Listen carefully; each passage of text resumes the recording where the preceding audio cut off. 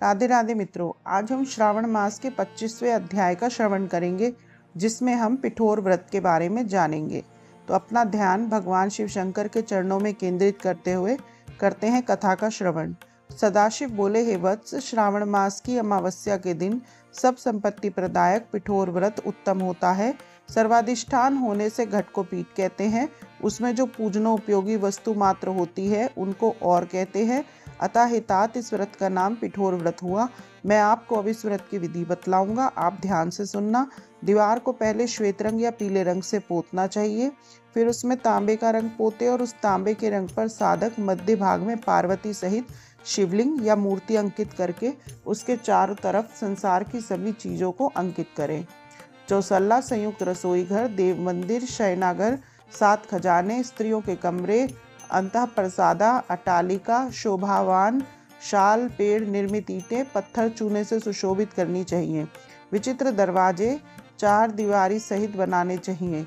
बकरी, गौ, भैंस, अश्व, ऊंट, हाथी, पालकी, रथ, यान आदि नाना प्रकार के वाहन, स्त्री, बाल, वृद्ध, युग पुरुष, सन्यासी, झूला, नाना प्रकार के मचान, सोना, चांदी, तांबे, शीशे, लोहे, मिट्टी, रागा द्वारा बने हुए अनेक तरह के पात्र, सभी प्रकार के खाट खटोले, पीढ़े, शैया तथा तकिए, मसनद आदि, बिल्ली, मैना आदि, पक्षी, स्त्री तथा पुरुषों के अनेक प्रकार के गहने, बिछौने, गलीचे आदि, यज्ञ के सभी पात्र, स्तंभ, दंड, मंथनार्थ, 3 रस्सियां, दूध, मक्खन, दही, मट्ठा, तक्र, घृत, तेल, तिल, गोधूम, अक्षत, अरहर, जौ, मक्का, चना, मसूर, कुल्थी, मूंग, प्रियंगू, तिल, कोंदो, अलसी, सांवा, उड़द, चावल, यह धान्य वर्ग, सिलबट्टा, चूल्हा, झाड़ू, स्त्री पुरुष के सभी कपड़े, बांस द्वारा निर्मित सूप, ओखल, मूसल, चक्की, पंखा, चवर, छत्र, जूता, 2 खड़ाऊ, दासी, दास,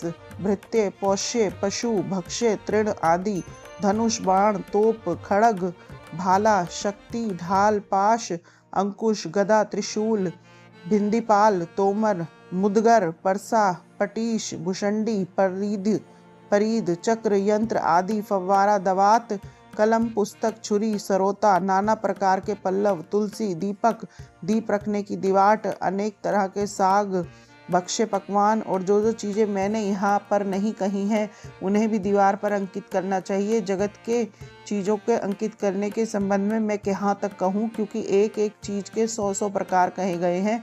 दीवार पर सभी चीज़ों को अंकित करके 16 उपचार से उनकी पूजा करनी चाहिए। अनेक तरह के गंध, धूप, चंदन आदि देकर ब्राह्मण बालक, सौभाग्यवती स्त्री को यथेष्ट भोजन करवाकर अंबिका सहित श्री सदाशिव को कहना चाहिए, हे साम, हे दया सिंधु, हे गिरीश, हे शशि शेखर, आप इस व्रत से संतुष्ट होकर मेरे सभी मनोरथों को पूरा करें। इस प्रकार 5 वर्ष तक व्रत करके उद्यापन करना चाहिए। शिव मंत्र द्वारा घृत तथा बिल्वपत्र का हवन करना चाहिए। पहले दिन अधिवासन करके ग्रह हवन करना चाहिए। 1008 या 108 आहुतियाँ देनी चाहिए। हे वत्स, ऐसा करने से होम की संख्या पूरी होती है। आचार्य पूजन करके दक्षिणा देनी चाहिए। साधक को अपने सगे संबंधियों के साथ भोजन करना चाहिए। ऐसा करने से उसकी सब इच्छाएं पूर्ण होती हैं। जो इस संसार में इष्ट है वह सब प्राप्त कर लेता है। हे वत्स, मैंने यह उत्तम पिठोर व्रत तुमको बताया है। यह समृद्धि दाता है। इस व्रत के तुल्य दूसरा व्रत नहीं है। यह शिव की प्रीति बढ़ाने वाला है।